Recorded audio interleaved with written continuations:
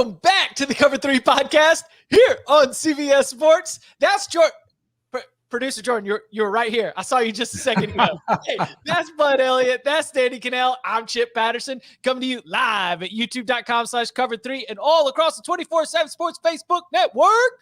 Thanks for hanging out. Smash that subscribe. Smash that like. Come and join us in the chat this Wednesday here, May 3rd.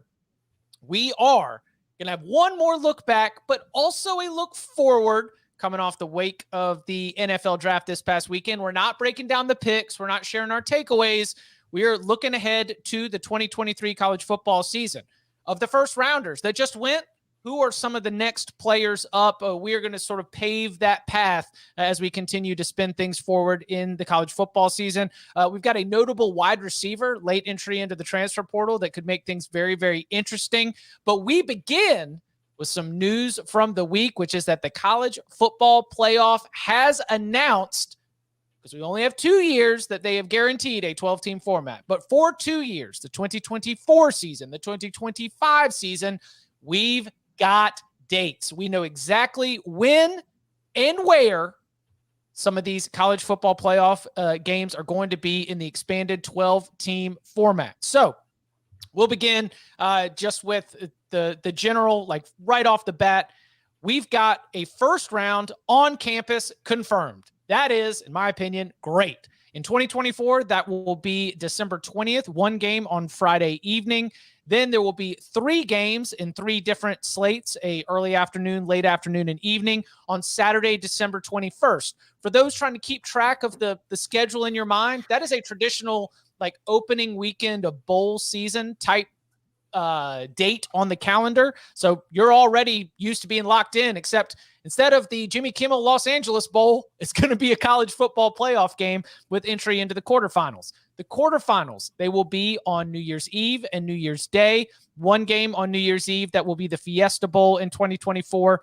3 games on New Year's Day, Chick-fil-A Peach Bowl in the early afternoon, Rose Bowl in the late afternoon, Sugar Bowl as the primetime game. Then, and this is a point that I know that we discussed, I hope it was on air, but if not, at least we get some resolution. Tuesday, Wednesday? Nah. Thursday and Friday. The semifinals, Thursday night, January 9th. That will be at the Orange Bowl. Friday, January 10th. That will be at the Cotton Bowl. Then the national championship, January 20th. So 7 to 10 days later than we would have had for the national championship. Just sort of initial thoughts on what we have. Again, a Friday and a Saturday for the first round, a Tuesday and Wednesday for the quarterfinals. But again, it's New Year's Eve, New Year's Day, Thursday and Friday for the semifinals, and then the classic Monday national championship game. What do we make of the college football playoff 12-team schedule? I don't seem to mind it that much. I mean, it's a lot of football. I understand you have to, not have to, but are choosing to seed to the NFL on that second weekend a little bit. But I mean, if you're telling me that I get to watch high-level college football Thursday, Friday, I get NFL wildcard weekend Saturday, Sunday, and then I get more really high-level college football on Monday, I mean, dude, sign me up. You know who's really happy about this? Urologists, because that's going to be a great weekend for them to do vasectomy. So normally we just have March Madness is like the most popular weekend, and then like the Masters and whatnot. Like that's going to be an extremely popular weekend right there to do it. So, man, I don't hate it. I know people will find things to complain about. Danny, do you hate it? No, I love it. So I what you just said is the thing I've noticed. People that pushed back against expansion or 12-team playoff are just going to complain, right? They're going to, I can't believe this is what's going to happen. You know what? Like they're just going to find something to complain about. I love it because one, you protect Army Navy, still standalone. Like I like that. I think it's a rivalry that matters. You still have that week in between, and if we are worried about player safety, that extra week for a team, you know, coming off a championship game or not, it just gives them extra time to recover their bodies, to get back to full speed. And I think it leads to better football on the field. And I think there was really some confusion because in Ross Dellinger's early report, like the first one that came out, it said, you know, they're looking at midweek. And I interpret that as Monday, Tuesday, or Wednesday. Tuesday, Wednesday was kind of midweek in my mind. I'm like, wait a second, is that possibly going to be it? I think there was some confusion on that. People were really upset. Well, if New Year's Eve and New Year's Day are midweek, who cares? That's a college football holiday. So like that's not a big deal. And then the Thursday, Friday, like what else do you want to do? Do you want to put it against the NFL wild card weekend? No, like that would devastate the ratings. And just if you're a sports fan, like what Bud said, you were going to have 4 days wall to wall of incredible football, both college and NFL. So I think it's perfect. And then, the last thing is I get people that would say, can we just play our championship game on Saturday? What I get that complaint, but again, it goes back to the NFL. Like, do you want to go up against them? And I would say no. Like, I want to be able to take it all in. I mean, that's been a kind of idealist, old school line of thinking, which I appreciate. If it was feasible, if we could choose, yeah, I'd love to have it on a Saturday, but it's not. It's on a Monday, and it's been that way, for a long time. So why are we complaining about it? It's worked out fine, and I think it will continue to do so. Yeah, Monday championship game, not only in college football, but also in college basketball, has been going on for decades, right? Yeah. And I don't have the exact stats to back that up, but all of my memories of watching national championship games in college football and college basketball have been Monday night title games. If you want to preserve that, then I definitely understand. And maybe that was with the NFL in mind off the jump. The thing that stands out to me, and it didn't click until I started to think about whether it was Tuesday, Wednesday, or Thursday, Friday, because I said, if I was in the room, I would look at all of the semifinals that we've had, and this year was the anomaly because most of them have been bad games. Like if you were going to take any part of this playoff and not bury it, but put it in a less than ideal time slot, then maybe it is these semifinals based on the way we've had it. I think the quarterfinals around New Year's Eve and New Year's Day is genius because that's what people are excited about. Like that is going to be the fans that are coming into this and really fired up about a college football playoff, about a bracket that they can look at, about the idea of upsets. The quarterfinals are going to be the most exciting round of this. On campus, first round is going to be great, but we're not going to have the top 4 ranked conference champions. Then we get the winners from the on-campus week. We get them in. The fact that they are going to take the quarterfinals, sort of my prediction from seeing all of this come together, especially with the way that they've laid out the schedule, is that when you put those 4 games, the one game on Friday, the triple header on, not Friday, but the one game on New Year's Eve, the triple header on New Year's Day, or however they end up breaking it up, the most exciting part of the 12-team playoff, I think, is going to be the quarterfinals, just because it's going to be the closest thing that we get to the opening weekend of the NCAA tournament. And people talk about the opening weekend of the NCAA tournament like it's one of the greatest sports events in American sports. And so I think that it was a smart move in all the different ways that they could lay out the calendar, that they said, okay, New Year's Eve and New Year's Day, that's a college football time. What is going to be the best product that we can put out there? And it's going to be that quarterfinals round. So I'm fired up looking at it right now. One thing that I think is going to be awkward the first weekend, which I think is going to be insane. A couple things about the first weekend. One, December 20th, 21st, getting late. It's getting cold. What are those teams that potentially do have a home game? Do they choose to play, if it's a Big Ten team, do they choose to play it at their home stadium, or do they want to go to one of the indoor venues? That option has been put forth. They can choose to go inside, which would go against everything that every Big Ten fan has, cried about and complained about to the SEC, saying, you guys never play in cold weather. You never come up here. And then you could have that opportunity, but you'd want to play it indoors. That to me would be a really awkward situation. I hope the teams select, hey, I want to play at our home crowd. Like, let's get our crowd there. Let's use the weather to our advantage. The other thing is during that, December 20th, 21st, is the Idaho Potato Bowl and the Boca Raton Bowl, are those going on at the same time? Because that is when those early bowls take place, they're going to get buried. I mean, maybe they're lead-in games. Maybe it's, but that to me is still, and we see it now in the 14 playoff. We see other games taking place the same day. I don't love that optically because I think it takes away from the big ones. I guess those will kind of be like undercard fights, I guess. But those were just a couple of dynamics of the first round I thought were interesting.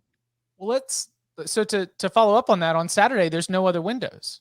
They're going to have a 12, they're going to have a 4, and they're going to have an 8. Right. The only thing that they're going to do, and I believe that, ESPN still has all the rights here, and ESPN has the rights to all those bowl games. Like, are they really going to throw one of them on ESPN too? Like, are they going to try? Aren't they going to want to try to have some sort of mega cast opportunities? That's an interesting thought in terms of, what happens to that opening weekend of bowl games. Is it lost at this point? That's something that those bowl games, and obviously the ESPN. What's that other arm that they've called? So it's like ESPN Events, right? Danny, Yeah. Okay, right? It's another company that owns the bowls, but and you know what they might do is just move those, a couple days earlier. So then you own the whole. You're talking about owning the calendar. They love owning bowl season. Just move it to another date, 2 or 3 days. Not that big of a deal. I do see some chatter in the chat. Dark Jane has said, I don't want to stay up till 11 when I have to be up at 4:45 in the morning to watch the Natty. And to that, I would say, we had the late game in softball last night, right? Went to the bar that sponsors us afterwards. What time do these NBA playoff games end? Do we think it's hurting the ratings for that? Like, if you love college football, you can stay up till 11 o'clock to watch the national championship game and be a little bit tired at work on Tuesday. I don't think the Monday aspect is really killing the ratings on this that bad, personally. Also, what about West Coast fans, right? Like, if you're going to have it on a Monday, you need to have it a little bit later on a Monday, because people actually are at work, and most of us can't dip out on a Monday at work and take a half day, I would think. So I don't know. It's just kind of, there's point counterpoint you got to deal with. But do you think we're going to have Big Ten teams want to go home field in inclement weather? This is the one thing I will say, like, the days to me that doesn't really matter. I do think that you need to play those early games in your home field, right? Like, we talk about like what makes college football college. And we get a lot of this misleading narrative. Like, hey, oh, well, if they become employees, they could be cut. Well, Deion's cutting 80% of his roster. Like that stuff is kind of straw man nonsense. I do think the pageantry of it, the ability to showcase your stadium, right, and have that experience on the campus to which you have a connection, right? People didn't go to school at the Meadowlands. People didn't go to school with the New York Jets or the Giants, right? Now, they may have grown up going to some of these games with their families and whatnot, but their traditions are not quite the same as what we have in college. Like, that's the stuff I worry about losing. Is Chip okay, or is he frozen? Is he really, really scared? Danny, are you seeing this? Chip, you caught me for a second because I didn't know if he was frozen or not. Blink if you're safe. I think Chip might say, or he's got a really good this is poker great face. What we should rank top 5 things we think Chip just saw. Yes. All right. Did Jordan upload the wrong clip in the private chat? No. All right. So I mean, look, I want to go to Madison and have them do jump around during a playoff game. If Penn State gets a playoff game, you bet your ass they're whiting that thing out, right? I mean, yeah. That's automatic whiteout protocol, I think, if you're Penn State. If Washington makes it, I want to see ESPN's cameras fly the drones over all the sailgating. Like just the stuff that makes this sport unique and not homogenized is the stuff that I'm worried about protecting. And I think one of the things, Bud, that they're, potentially worried about. I mean, most NFL stadiums are used to playing December, January even, and they've got the infrastructure of like heated fields, where you don't get the frozen tundra, which was an issue back in Green Bay back in the day when you had these freezing cold atmospheres, and it was really almost like a block of ice that you were playing on. So I think that's probably, but you know what I would say to that? Why don't you start prepping? Why don't you put in a heated field if you're Michigan, Ohio State, Wisconsin, all these teams, because you've got all this money. We're always looking for ways to spend it.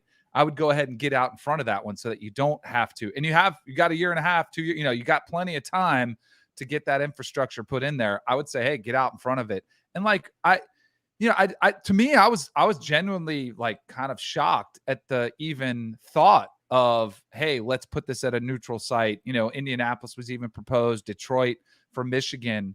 I think you'd be crazy. I think if you were the athletic director or the school president or whoever was in charge of making this decision, I would guess you'd see your fans revolt. Like, what are we doing? We want to come see a game there. Now, travel, I think, was something that's easier to travel to bigger cities, but I'd be genuinely curious. I think the fans would say, we want to go. We don't care. We'll sit outside in the cold. We want to experience that and have that to our advantage. I tend to agree with you there.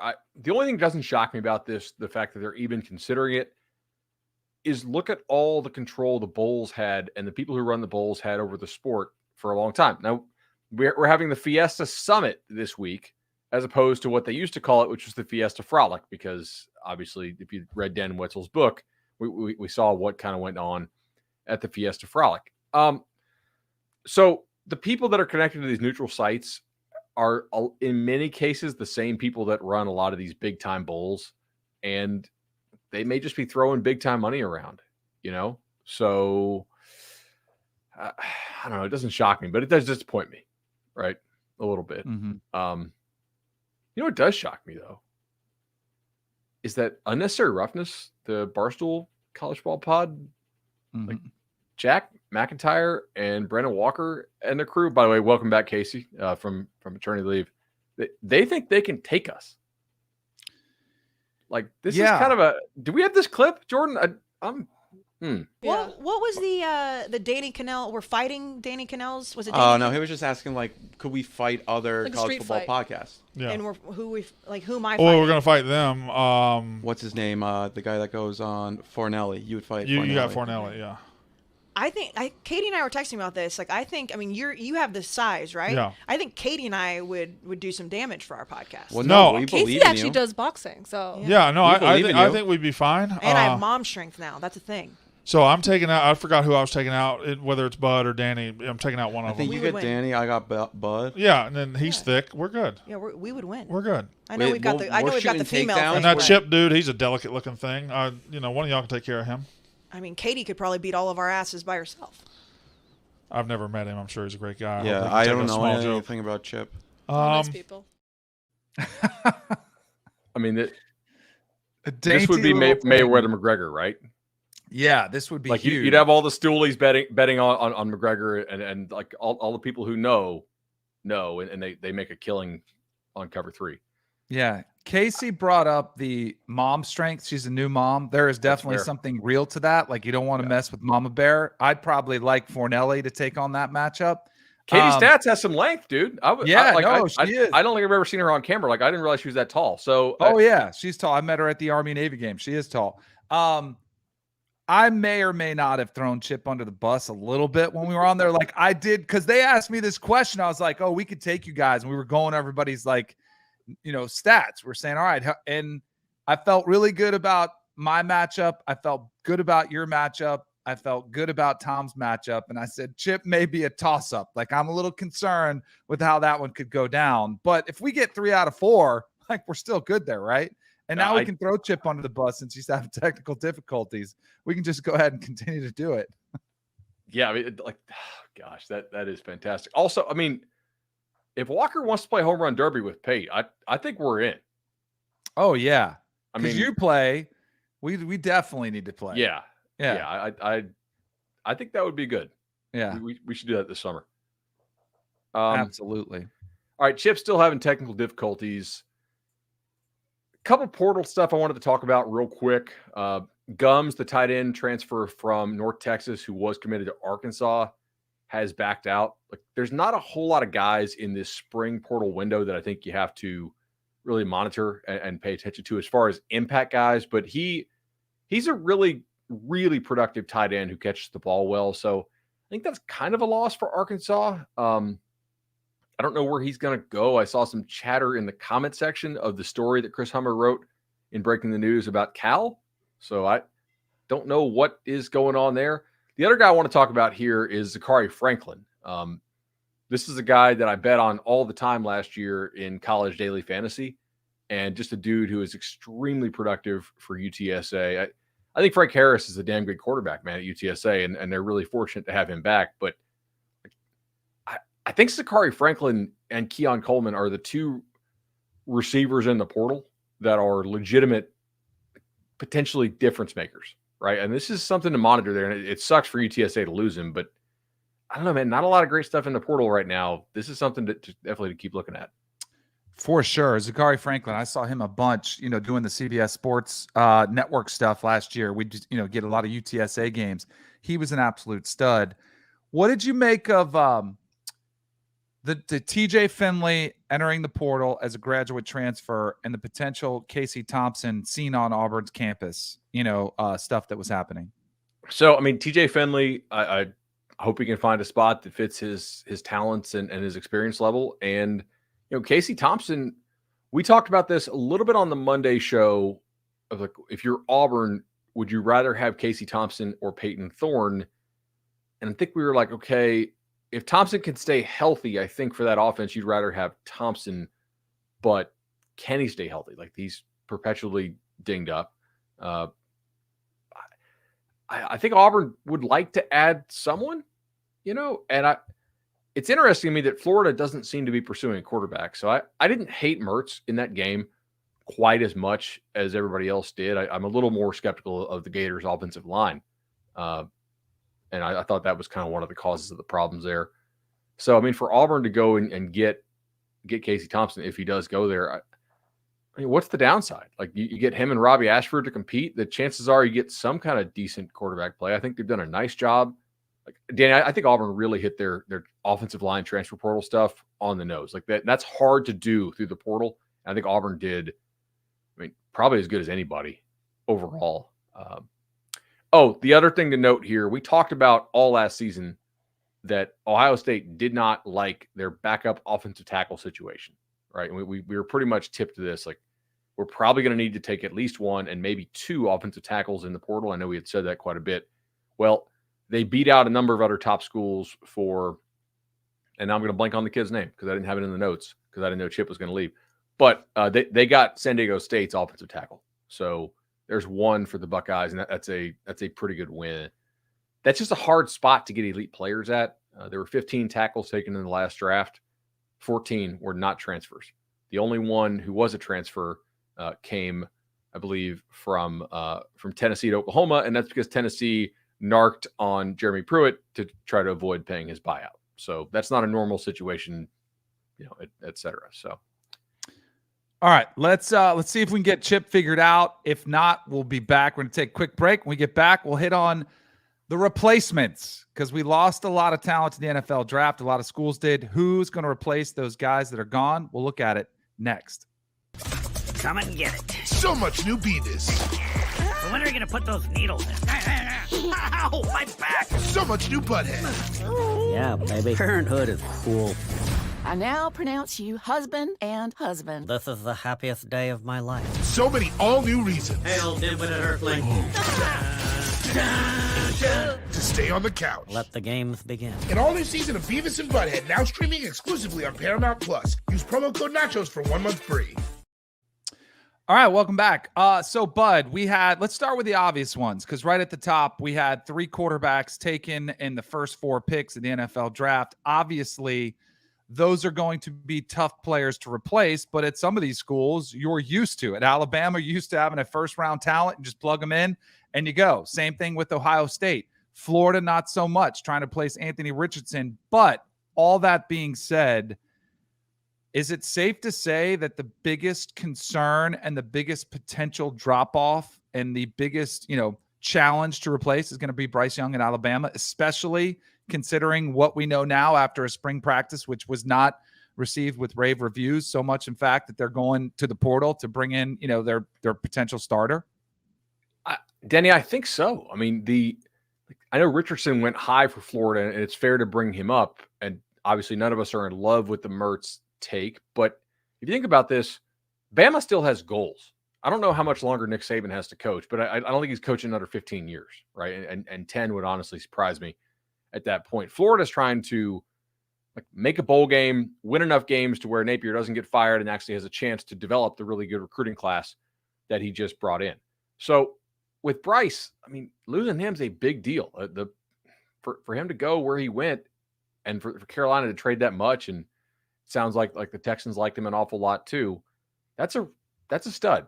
And one thing we didn't talk about that maybe we should have, and maybe we danced around it. Have you thought about the timelines of when Hartman got recruited to Notre Dame?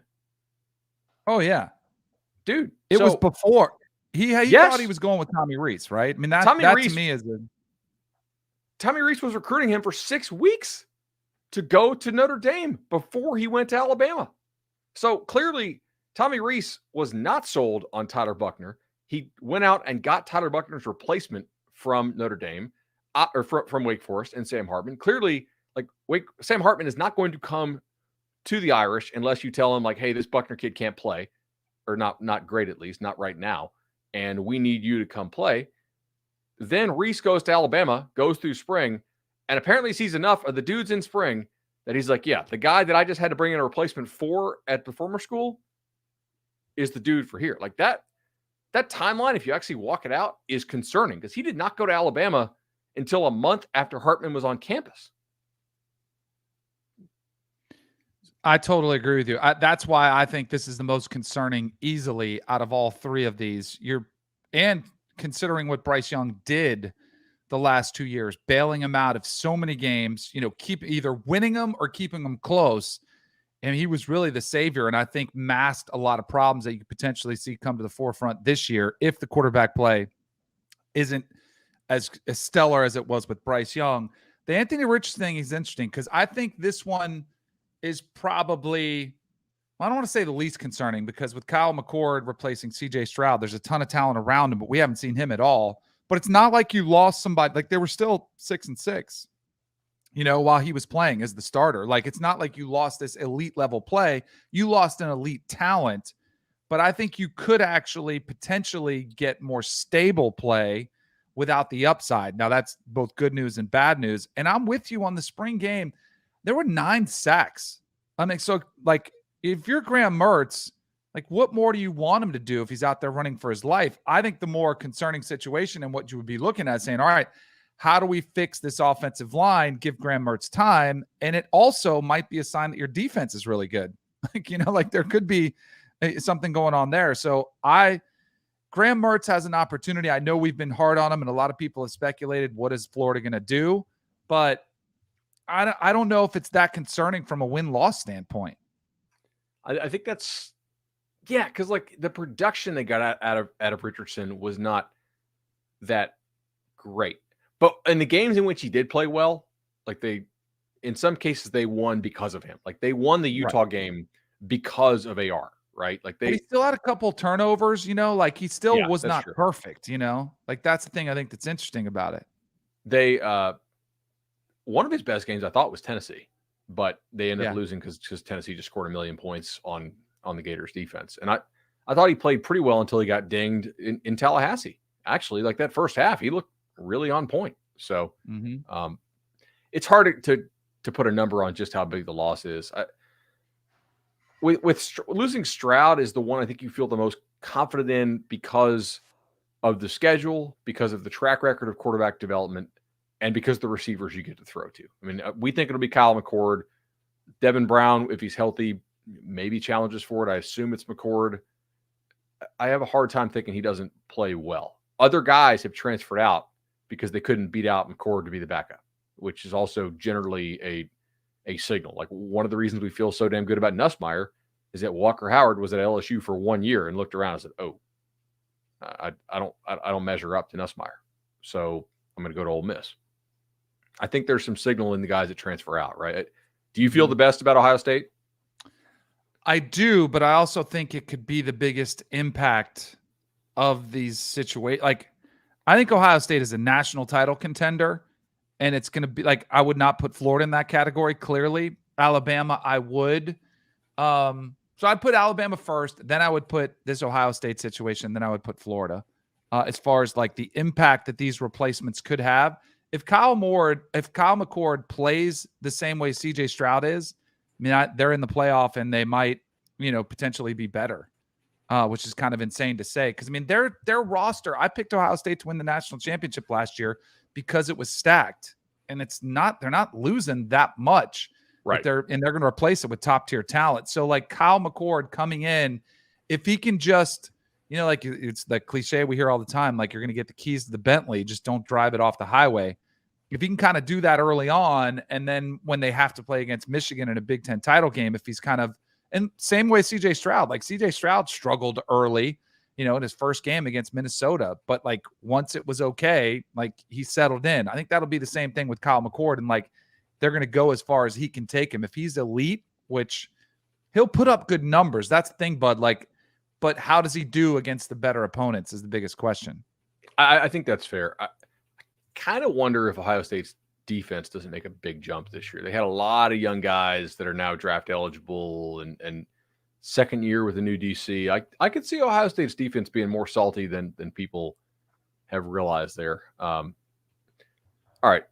So you had a couple you wanted to bring up here, and I know you have to solo host the radio show here. So let's get to yours first. All right. So I'll start with our producer Jordan's Tennessee Vols replacing Jalen Hyatt. And so here's the line of thinking along that. Like Cedric Tillman was phenomenal 2 years ago. Then they lose him. They have somebody else steps up to fill that void. It's Jalen Hyatt. He has an incredible, season with an offense that wants to play the way that they do.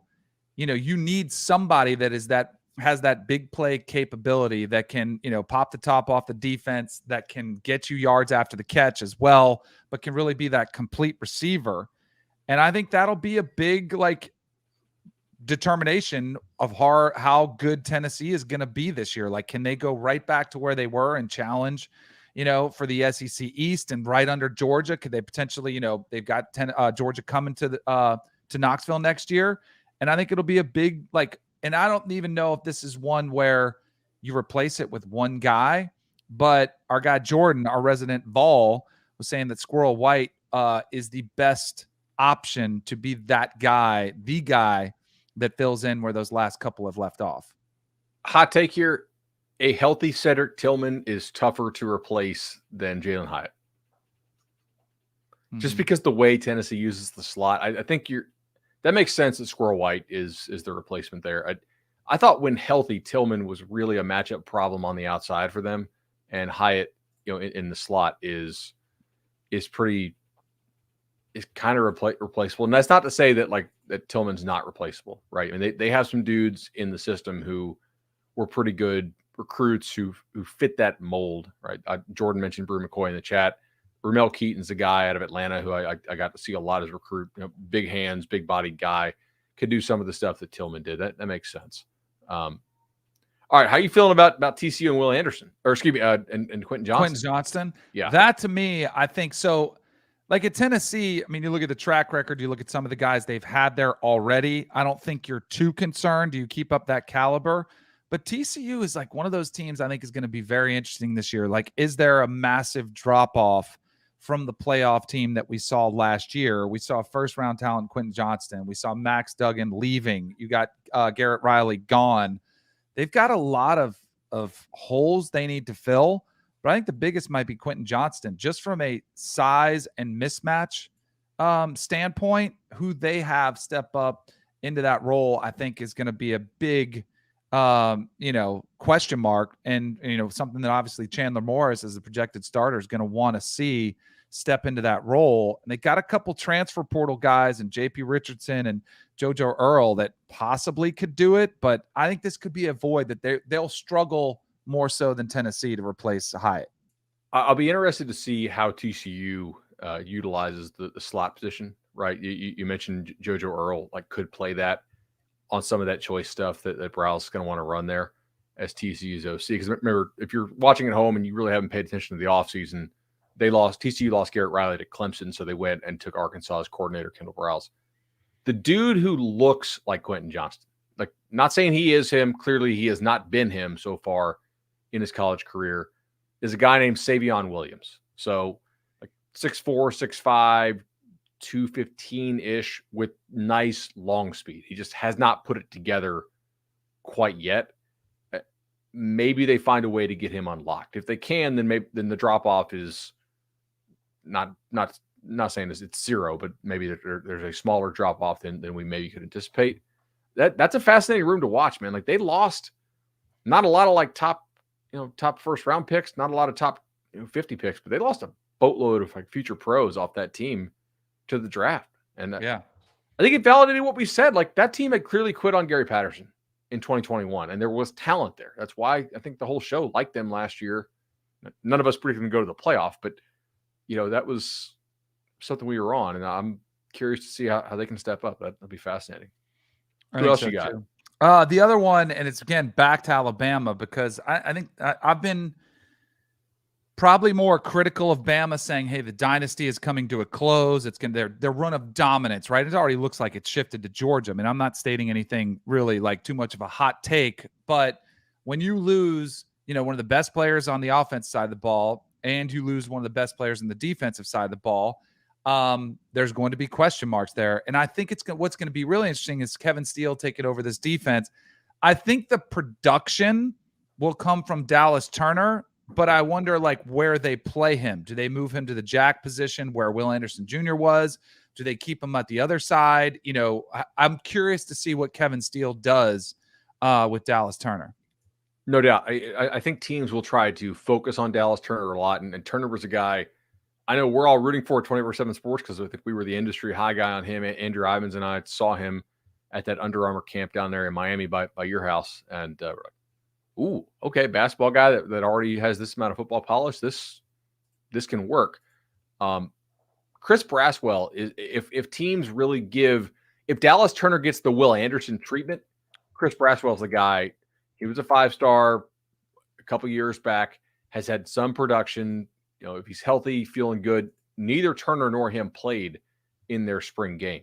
But I think he's the guy who's going to have to step up for Alabama if Turner gets the full-on Will Anderson treatment. Turner benefited from Anderson getting the full-on Will Anderson treatment, right, this year. And I feel like Kevin Steele's pretty good getting matchups, man. So I'm interested to see that. I can't believe I'm going to say this. I'm not as worried about them as maybe I should be at the defensive end spot, just because they have recruited it well, and we know Turner's at least a good player. Mm-hmm. It's going to be interesting though. Yeah. Do we have 2 breaks today?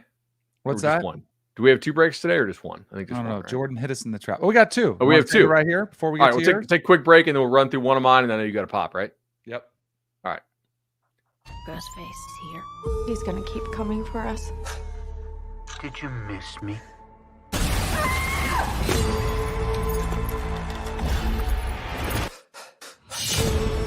We've got to lure him in. And we execute him.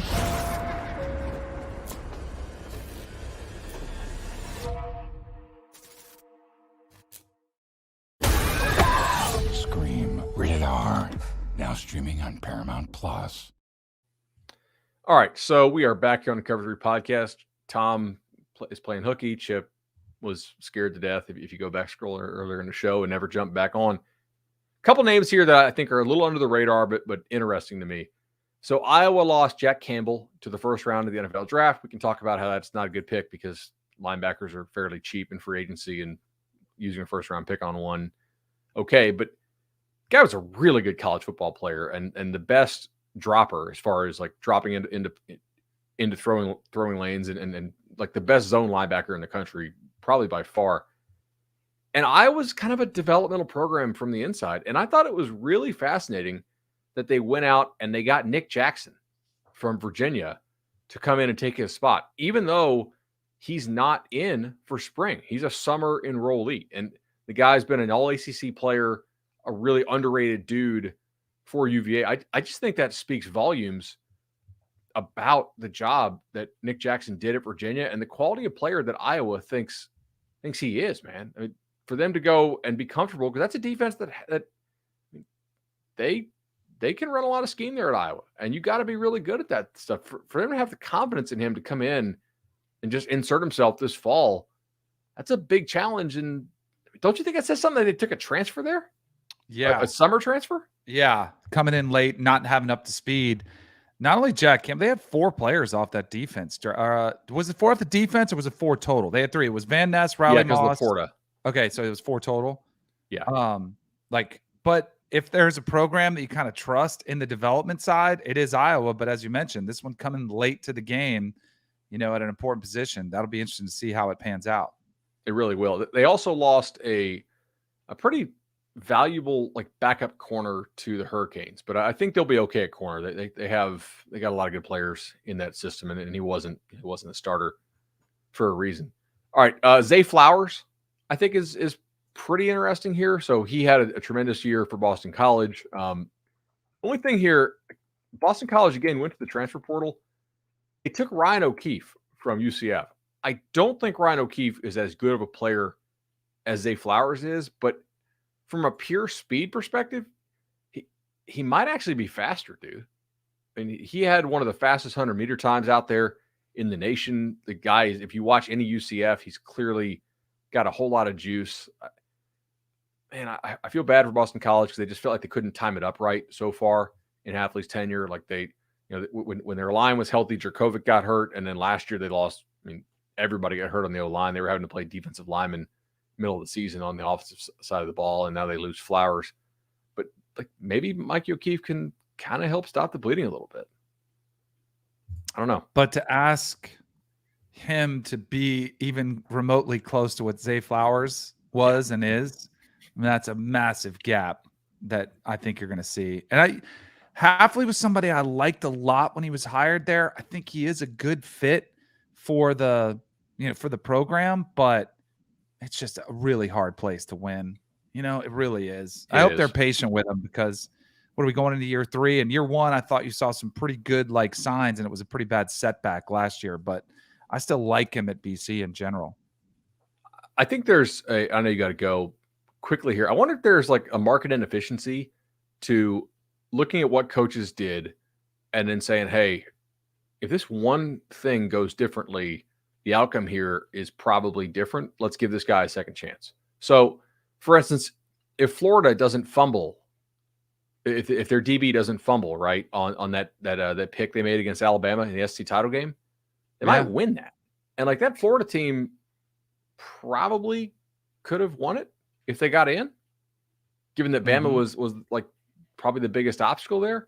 So, and you look at some of these guys who got drafted off Florida, that's potentially one where, and Mullen was not a good recruiter, and I don't think he held his staff to a high recruiting standard, but that's maybe a staff that could have recruited better if they had a lot of wins under their belt. Dan Mullen recruiting the national championship, maybe that gives them enough juice.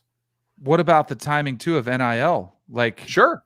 Because that was the one thing you heard that Dan Mullen, didn't love hitting the grind. If it's just straight transactional, we've seen their willingness to embrace. It hasn't been a success yet, but there's going to be some money to spend. If you could have timed that up and given him the resources, and he could have sort of a normal life or somewhat normal. I still think Dan Mullen got a bad shake. I'm sure Florida fans might be wondering at this point, hey, did we make a mistake? And we'll see, because I like the Billy Napier hire too. But man, they had something pretty good in Dan Mullen. I think they did, and I wonder. It's also just, and maybe he would have left anyway. Eventually, maybe he was going to bolt after a great year to the NFL potentially too. You also have the Kirby Smart comparison problem here. There's probably been a lot of guys in the SEC West who were we're damn good coaches, and I just had to be in the same division as Saban when Saban was running at his best. So, all right. Last. Actually, I have 2. We'll go with Dalton Kincaid. So, kid we talked about a lot. He was 190 in high school. Played 1 year of high school football because his buddies begged him to come out.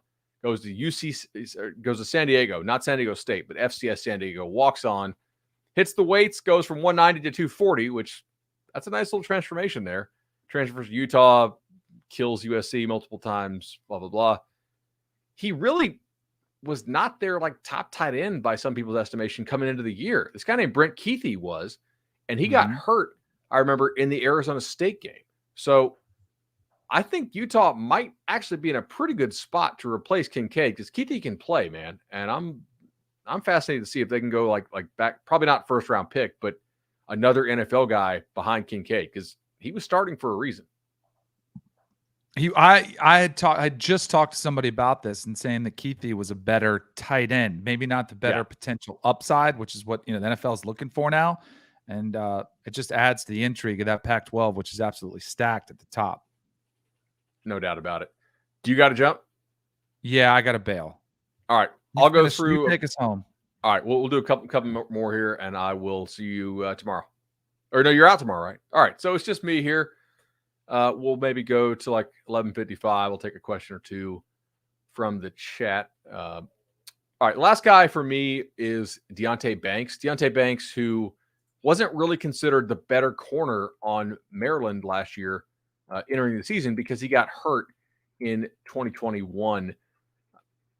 I got to give a lot of credit to Brian Williams, man. Like I was skeptical of Maryland's defense entering last year, and I was totally wrong. They proved me wrong, and I think the job he has done coordinating that defense has been pretty spectacular. So I'm impressed there with what he's doing, and they lose a big-time corner, Deonte Banks, a guy who I was a big fan of. I bet and lost at really long odds that he would be the top corner taken, and obviously Witherspoon went fifth, but I think I'd fire again, getting over 100-1 there. So, I mean, how do they replace him? Now, I know Chris Hummer has nominated Jaquan Shepard. I think that's probably a pretty savvy move by him. Shepard was first team All-American Conference for Cincinnati. That's a guy that Luke Fickell would have recruited. They like to play a lot of bump coverage there at Maryland. He's a guy who can get up and be physical, just like Banks was. That'll be a pretty important dude to replace. And people might be like, all right, you're talking about Maryland's corner replacement. That's not really great for ratings. But I know if you guys are sickos like me and you're watching in the 50th minute of a college football show in the first week in May, you're probably a sicko too. So appreciate you guys checking us out here.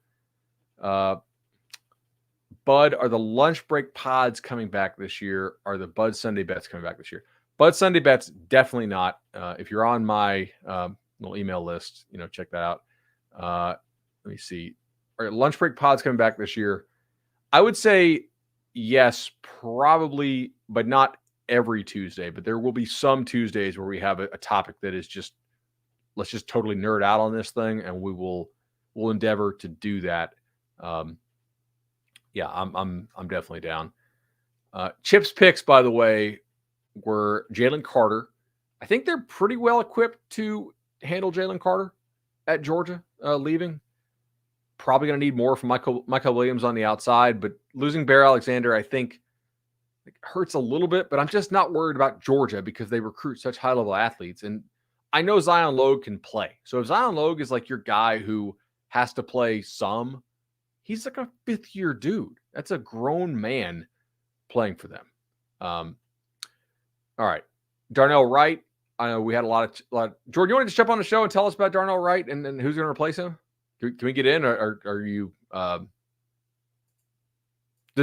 Is Jordan dressed to jump on the show? Let's see. This was a surprise. I did not anticipate that we were going to be down to one guy here. Where are we at?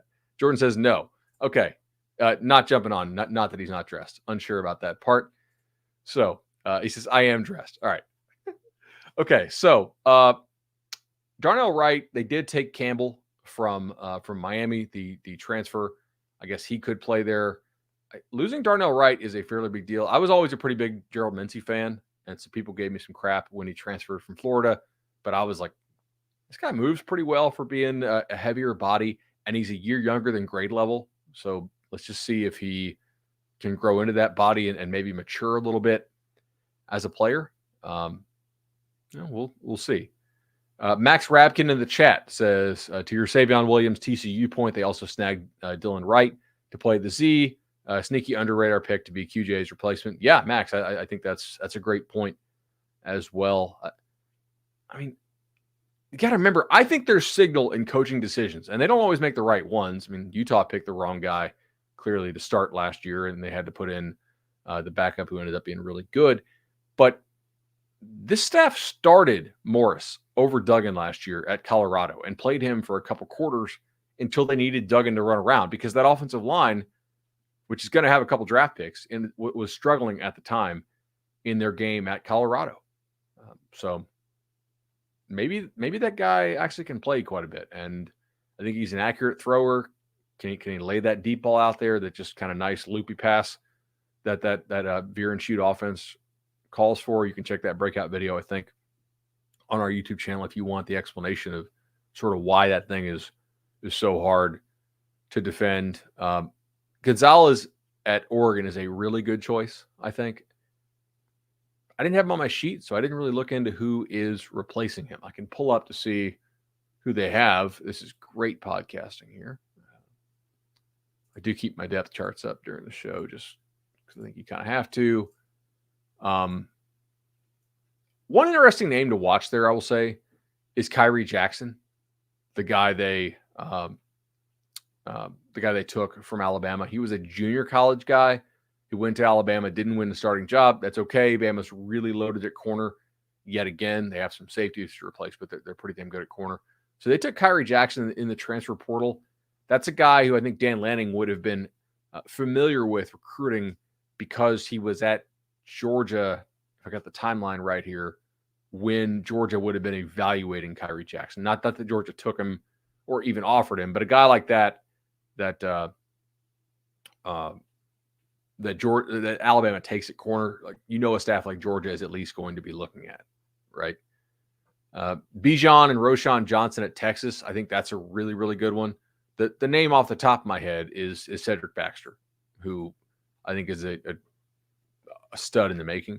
But they also got some other dudes, like Jonathan Brooks is a guy who they were pretty happy about in spring. So you look at Brooks, you look at Cedric Baxter.